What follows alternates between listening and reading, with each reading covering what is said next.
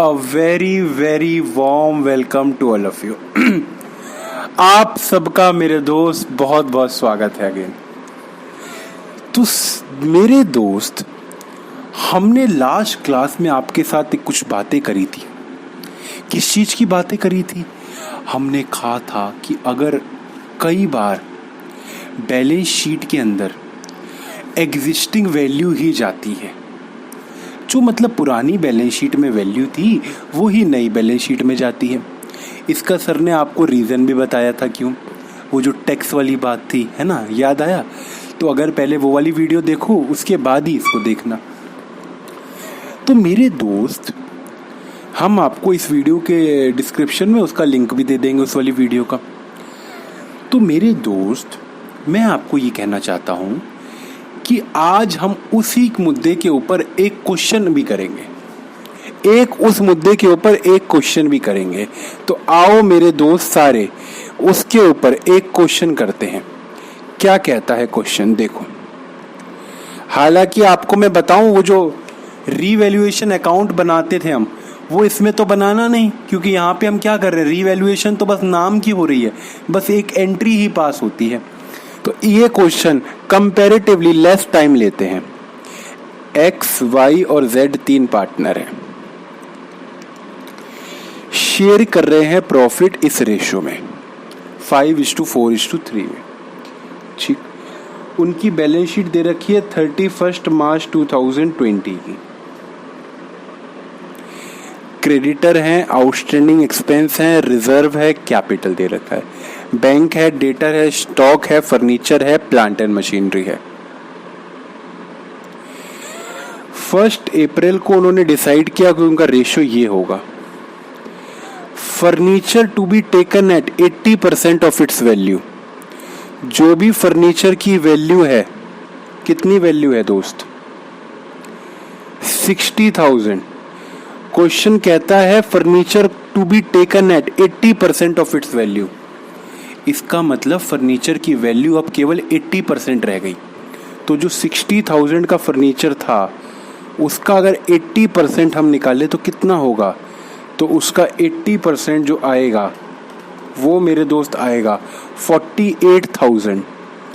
तो अब फर्नीचर कितने का रह गया? 48 का रह गया. तो इसका मतलब 12,000 का नुकसान हुआ. कहता है स्टॉक को अप्रिशिएट करो 20%, प्लांट एंड मशीनरी को 4 लाख कर दो, आउटस्टैंडिंग एक्सपेंस इंक्रीज हो गए 13,000 से. ठीक. ये सारी बातें उसने रीवैल्यूएशन की करी. कहते हैं पार्टनर एग्रीड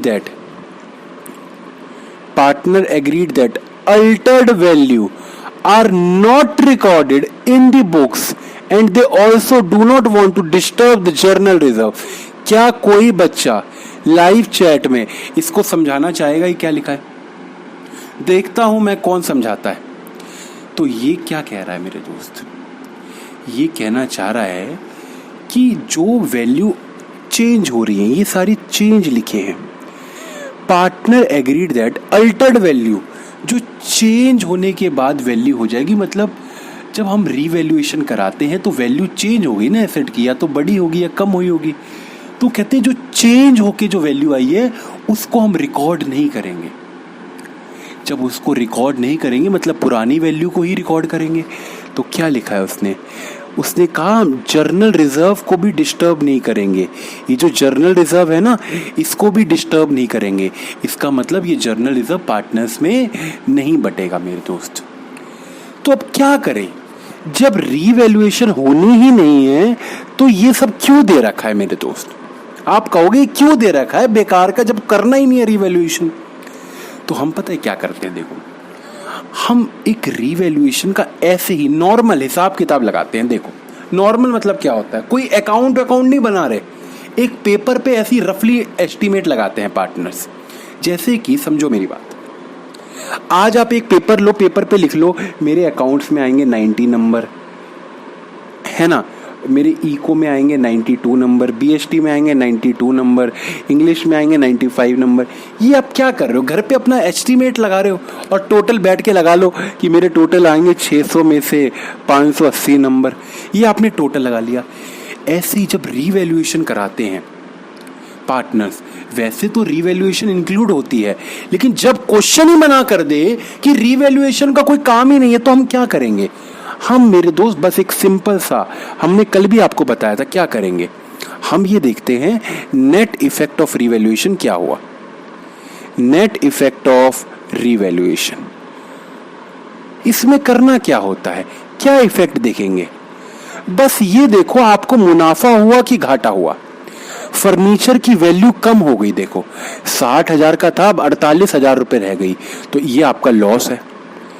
डिक्रीज हो गई इन वैल्यू ऑफ फर्नीचर, अब फर्नीचर की वैल्यू कम हो गई तो ये तो आपका घाटा है ना, तो यहां पे घाटा लिख दो।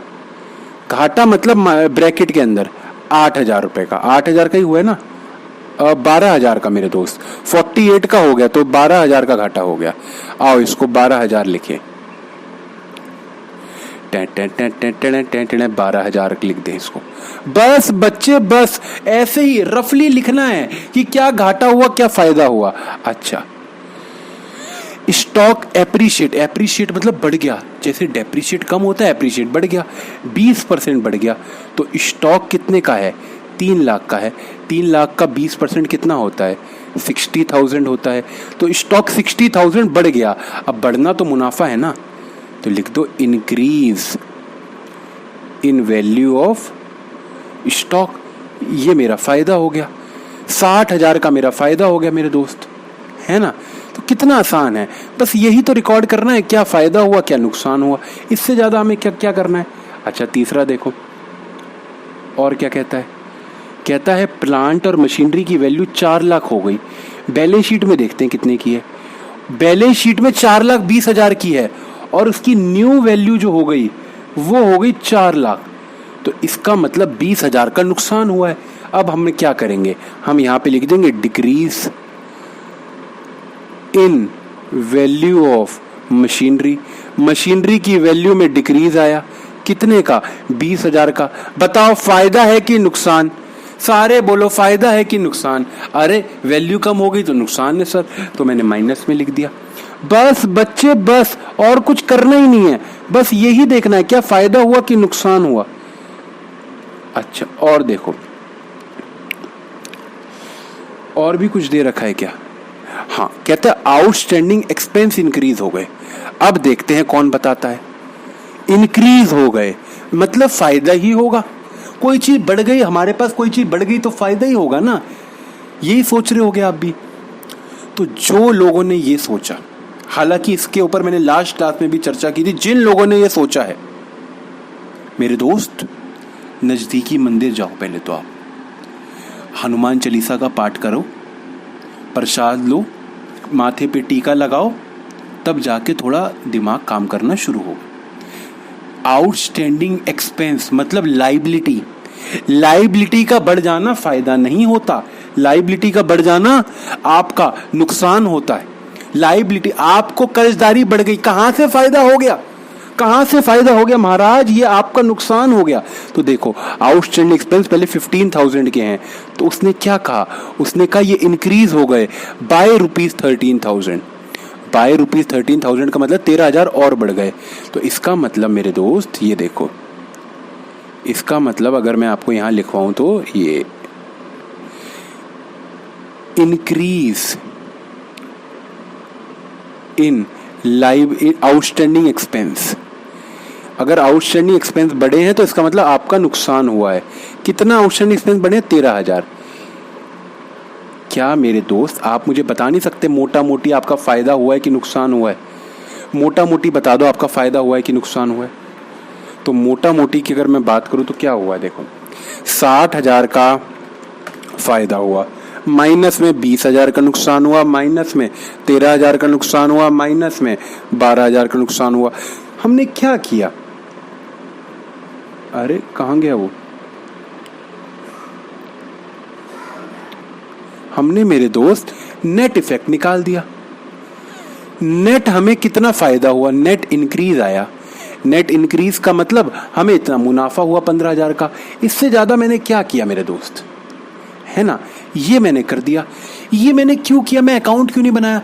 अगर अकाउंट बनाता तो चीज़ें पता है हमें बैलेंस शीट में नई वाली रिकॉर्ड करनी पड़ती, इसलिए जब भी वो कहेगा कि हमें नई बैलेंस शीट में नई चीज़ें रिकॉर्ड नहीं करनी तो रफली ऐसे ही काम कर लेंगे। अच्छा, वो क्या कहता है, कहता है जर्नल रिजर्व जो है ना इसको भी कंटिन्यू करना है नई बैलेंस शीट में। ये देखो यहाँ पे लिख रखा है उसने, क्या कहता है, देखो ये वाली लाइन पढ़ो, they also do not want to disturb the general reserve, तो वो जर्नल रिजर्व को भी डिस्ट्रीब्यूट नहीं करना चाहते। तो ये जो नेट इंक्रीज आया है और जर्नल रिजर्व कितने का है, जर्नल रिजर्व 70,000 का है मेरे दोस्त, 75,000 का है जर्नल रिजर्व, ठीक है।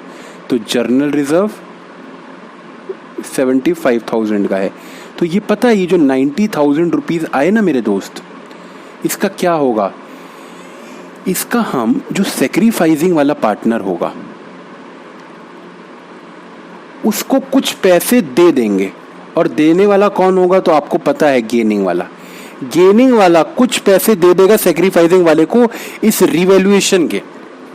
हालांकि रिवैल्यूएशन का नेट इफेक्ट 15,000 आया था, उसमें जर्नल रिजर्व भी जोड़ दिया, जर्नल रिजर्व के भी कुछ एडजस्टमेंट के पैसे देगा, रिवैल्यूएशन के भी देगा। कितने देगा, जितना वो गेन कर रहा है। तो सारे दोस्त मेरे साथ निकालेंगे सेक्रीफाइसिंग रेशियो, सेक्रीफाइसिंग रेशियो। चलो आओ निकालते हैं। ओल्ड शेयर क्या है इनका, 5:4:3। एक्स वाई जेड का क्या है, 5:4:3। और इनका न्यू शेयर क्या है, न्यू शेयर है मेरे दोस्त इनका, न्यू शेयर कहाँ दे रखा, ये दे रखा 4:3:2। ये इनका है न्यू शेयर 4:3:2। क्या हम सेक्रीफाइसिंग रेशियो नहीं निकाल पाएंगे, बिल्कुल। एक्स का निकाल दो 5/12, वाई का 4/12 और जेड का 3/12। माइनस में ये कितना आया 4/9, ये आया 3/9 और ये आया 2/9। ठीक मेरे दोस्त। अच्छा, इसको कैसे करेंगे, 12 और 9 का एलसीएम ले लो। तो 12 और 9 का एलसीएम, एक बच्चा कह रहा था सर हमें एलसीएम में दिक्कत आ रही है, उस बेचारे के लिए एलसीएम फिर निकाल देते हैं। हालांकि ये हमारा टॉपिक नहीं है पर फिर भी हम काम कर रहे हैं। 3 की टेबल में देखो बच्चे कैसे करेंगे, 12 और 9 लिख लिया आपने। अब 3 की टेबल से ये दोनों जाते हैं तो इसलिए मैंने यहाँ 3 लिखा। 3 कितने जा जाता है, ये 3 जा जाता है, और ये कितने जा जाता है 12। 3 × 3, 3 2 जा 6, 3 3 जा 9, 3 4 जा 12, ये 4 जा जाता है। अब देखो 3 की टेबल से ये तो जाता है पर ये नहीं जाता, तो 4 एज इट इज लिख लिया। अब ये 4 की टेबल से जाता है। अब जो यहाँ पे हमने लिखे इनको जोड़ घटाव कर लो, तो 3 × 3 × में 4, दैट इज 36 आया बेटा एलसीएम। क्या आपको मेरी बात समझ आ रही है। अब इसमें तो देखो थोड़ा आपको प्रैक्टिस करनी पड़ेगी। इसमें मैं आपकी अब जितनी हेल्प मैं कर सकता था मैंने आपकी बहुत ज़्यादा हेल्प कर दी। 3 और ये 15 आ गया, माइनस 9 18 27 36, 4 और 4 4 × 4 16, ये कितना आया 12 1 12 12 2 20 20 36, 3 × 4 12 माइनस 4 12। इसको क्या हो गया, ये आ गया आपका 4 3 3 9, और ये कितना आ गया 4 ये 8। तो ये मेरे दोस्त आ गया आपका -1/36, और इसका आ गया इसका आ गया 1/36 और इसका आ गया -1/36। तो इसका मतलब x कर रहा है गेन और z कर रहा है सेक्रीफाइस। x कर रहा है गेन और z कर रहा है सेक्रीफाइस। क्योंकि x का आंसर आया माइनस में, इसका मतलब x क्या कर रहा है, गेन कर रहा है, और अगेन ये क्या कर रहा है, ये सेक्रीफाइस कर रहा है मेरे दोस्त। ठीक है, तो ये जो पैसे हैं, ये जो अभी हमने निकाले मेरे दोस्त 90,000, ये कौन किसको देगा, सेक्रीफाइस कौन कर रहा है, सेक्रीफाइस कर रहा है z, और गेन कौन कर रहा है, x कर रहा है। तो एंट्री क्या होगी, x देगा कितने 90,000 इंटू में 1/36, 90,000 डिवाइडेड बाय 36 कितना है 2500। तो कौन किसको देगा? देखो, X capital account debit to Z capital account, कितना मेरे दोस्त? 2500, 2500, बस, इससे ज़्यादा कुछ नहीं है। यही एंट्री आपको पास करनी है। हालांकि इसको मैं थोड़ा यहाँ पे करके दिखा देता हूँ, ठीक है? ऐसे एक्स कैपिटल अकाउंट डेबिट आपको ऐसे पेपर में फॉर्मेट बना के करनी है, ठीक है मेरे दोस्त? To Z capital account 2500 being adjustment entry pass, adjustment entry passed, बस, और कुछ भी नहीं करना मेरे दोस्त, ठीक है? अब बस हमें क्वेश्चन में क्या कहा है और न्यू बैलेंस शीट बनाने को, तो वो भी हम बना देते हैं। कहते हैं also prepare new balance sheet. अब न्यू बैलेंस शीट है कि वो ओल्ड बैलेंस शीट बोलूँ उसको? हालांकि बोलेंगे तो ओल्ड ही उसको, ठीक है? क्योंकि पुरानी बैलेंस शीट की ही चीज़ें कॉपी करनी है। Cash 40,000, cash at bank 40,000 copy करना है बच्चे, बस उठाना है और पटकना है और कुछ नहीं करना। कैश एट बैंक 40,000, कुछ चेंज है ही नहीं, कुछ चेंज रिकॉर्ड करना ही नहीं है। डेटर 2,10,000,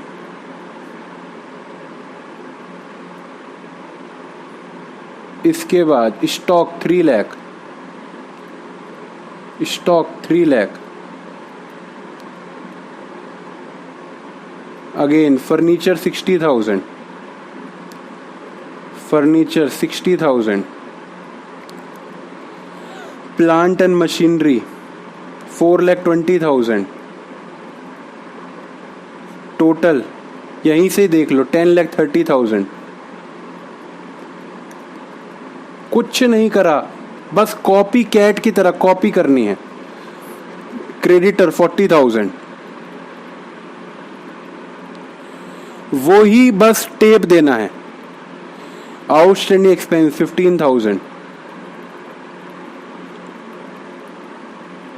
इसके बाद जर्नल रिजर्व उसने कहा था कि डिस्ट्रीब्यूट मत करना, हमने नहीं किया, ठीक मेरे दोस्त?